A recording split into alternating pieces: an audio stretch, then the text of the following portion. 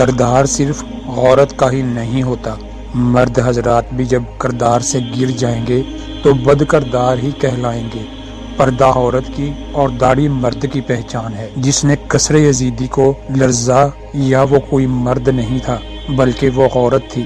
حضرت زینب بنت علی سب سے پہلے جس نے صفا و مرود قمیص ہی انجام دی، وہ کوئی مرد نہیں تھا بلکہ ایک عورت تھی۔ حضرت باجرہ خاتون عورت اگر خوبصورت نظر آنا چاہتی ہے تو اسے چاہیے کہ نظر نہ آئے۔ مرد بھول جاتا ہے، معاف نہیں کرتا، عورت معاف کر دیتی ہے، بھولی نہیں۔ زبان سے معاف کرنے میں وقت نہیں لگتا مگر دل سے معاف کرنے میں عمریں بیت جاتی ہیں، اور دل کی عدالت سے ہر کوئی اتنی جلدی باعزت بری نہیں ہو سکتا۔ عورت اگر بیوی ہے تو غلام ہے، اگر بیٹی ہے تو بوجھ ہے، اگر بہن ہے تو شک کا شکار ہے۔